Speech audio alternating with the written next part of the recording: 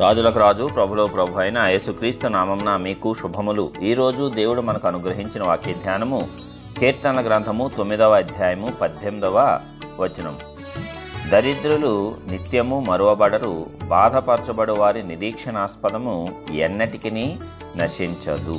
ప్రియులారా, ఈ వాక్య ధ్యానాన్ని మనం పరిశీలించినట్లయితే దరిద్రత అనేది ఏ విషయంలోనైనా సరే మనలను బాధపరిచేదే. ఎందుకంటే ఏ విషయంలో అయితే నీకు లేమి కుదువ ఉంటుందో ఆ విషయంలో నీ హృదయం ఎంతగానో చింతిస్తుంది, బాధపడుతుంది. అయితే ఆ దరిద్రతలో ఉండి నీవు దేవుణ్ణి గనక ఇంకా నమ్ముకొని ఇంకా విశ్వాసంతో ఉంటే నీవు గొప్ప బహుమానాన్ని పొందుకుంటావు. ఎందుకంటే ఆయన వాక్యం ద్వారా సెలవిస్తున్నది ఏమిటి? దరిద్రులు నిత్యము మరువబడరు. తరాల నుంచి దరిద్రంలోనే ఉన్నాం బ్రదర్, మా తాత ముత్తాతల నుంచి దరిద్రంలోనే ఉన్నాము అంటే అయినా సరే దేవుడు కాపుదలనిచ్చి ఏదో ఒక విధముగా పోషిస్తూనే ముందుకు జీవనాన్ని కొనసాగిస్తూనే ఉన్నాడు. అంటే ఎక్కడో ఏదో మనము నేర్చుకోవలసింది ఉంది. ఆ నేర్చుకోవలసింది మనము ఎక్కడో కొంచెం యామరపాటు ప్రదర్శించి మర్చిపోయినప్పుడు దానిని ఎక్కువ కాలం భరించాల్సి ఉంటుంది. ఏ దరిద్రత కానీ నీలో అధిక కాలం ఉండటానికి వీలు లేదు. నీవు మార్చుకోవచ్చు. ప్రస్తుతం నీలో పరిశుద్ధాత్ముడిని పెట్టాడు కాబట్టి పరిశుద్ధాత్ముడు నిన్ను అద్భుతమైనటువంటి ఐశ్వర్యంలోనికి నడిపించగలడు. ఆ ఐశ్వర్యాన్ని నీవు కాపాడటానికి కావలసిన జ్ఞానమును తగిన విధముగా దానిని ఉపయోగించే వివేచన నీకు కలిగినప్పుడు దానివల్ల నీవు ఏమాత్రము పరిశుద్ధతను కోల్పోకుండా, నీతి మార్గము యథార్థ మార్గము తప్పి ప్రవర్తించకుండా నీ హృదయము నీ మనస్సాక్షి స్థిరపరచబడినప్పుడు అది నీ వద్దకు దేవుడు పంపిస్తాడు.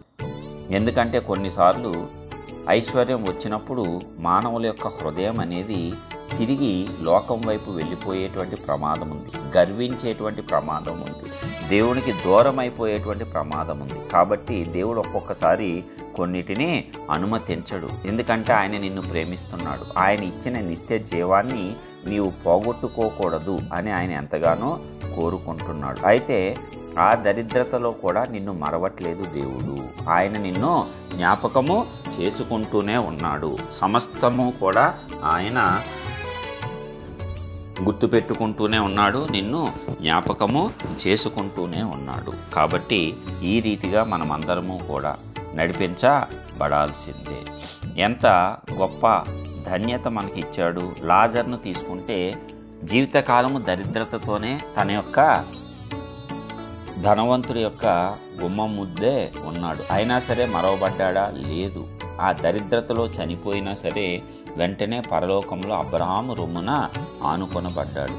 బాధపరచబడి వారి నిరీక్షణాస్పదం ఎన్నటికీ నశించదు. ఈ దరిద్రతలో, ఈ యొక్క వేదనలో నీవు బాధపడుతున్నావా? అది నిరీక్షణ కలిగి ఉంటే ఎన్నటికీ నశించదంట. యబ్బేజు అలాగే వేదనలో తన తల్లి కన్నది, అయినా సరే నిరీక్షణ కలిగి దేవునికి ప్రార్థిద్దామనుకున్నాడు. ప్రార్థించి విడుదల పొందాడు. తన తరముల దరిద్రాన్ని నుంచి విడుదల పొంది తను ఒక నూతన తరానికి ఒక నాయకుడిగా, ఒక దిక్సూచిగా మారాడు. మరి నీవు నేను అలాగే ఎందుకు మార్చుకోకూడదు? ఇప్పటివరకు ఉన్న తరముల దరిద్రత ఏదైనా సరే నీవు జ్ఞాపకం ఉంచుకొని దానిని బట్టి కుమిలిపోయి వాళ్ళు ఇలా చేసుంటే బాగున్నాను, అలా చేసుంటే బాగున్నాను, వాళ్ళ వల్ల ఇలాగ అనుభవిస్తున్నాను అని పితరులను నిందించుకోవటం అనవసరం. మనలను మనము దేవునికి దగ్గరగా చేసుకుందాం, సమీపంగా చేసుకుందాం. దేవుని వాక్యాన్ని విందాము, దాని ప్రకారం నడుచుకుందాము. దేవుని నుండి ఆశీర్వాదములు మనం పొందుకొని మన నుంచి తరాలను మార్చుదాం. అప్పుడు నీ గురించి నీ తరముల వారు గొప్పగా చెప్పుకుంటారు కదా, మా పితరుడు ఎలాగున గొప్పగా దేవుణ్ణి అనుసరించి ఆశీర్వదింపబడటం ద్వారా మేము ఇప్పటికీ ఆశీర్వదింపబడి ఉన్నాము అనేటువంటి మంచి పేరు నీకు వస్తుంది. అబ్రహాము వలె, ఇస్సాకు వలె, యాకోబు వలె. మరి ఆ రీతిగా దేవుడు మనందరినీ కూడా ఆశీర్వదించడానికి సిద్ధంగా ఉన్నాడు. మనము సిద్ధపడదాం. మన దరిద్రత నుంచి మనము వెంటనే విడుదల పొందుదాం. నిత్యము ఉండటము దేవుని చిత్తము కాదు, గుర్తుపెట్టుకోండి. ఆయన అలాగని ఎన్నడూ మనలను మర్చిపోవటలేదు.